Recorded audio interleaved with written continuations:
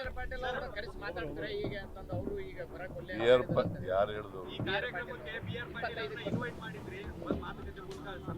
ನಾನಲ್ಲೇ invite ಮಾಡೋರು. ಯಾರು invite ಮಾಡೋರು? ಚರ್ಚೆ ಮಾಡ್ಲಿಕ್ಕೆ ನೀವು ಕರೆದಿರ? ನಾನು ರಾಯಚೂರು ಬಪ್ಪ ಅಂತ ಕೇಳಿದ್ದೆ. ಅವರು ನನ್ ಕರೆದಿಲ್ಲ, ಬರಲ್ಲ ಅಂತ ಹೇಳಿದ. 25ನೇ ತಾರೀಕು ಬರ್ತೀನಿ ಅಂತ ಹೇಳಿದ. ಪಾಪ 25ಕ್ಕೆ ತಪ್ಪದೆ ಒಂದು ಭೇಟಿ ಆಗುವಂತ ಹೇಳಿದ್ರು. ಕಲ್ಯಾಣ ಕರ್ನಾಟಕ ಭಾಗದಲ್ಲಿ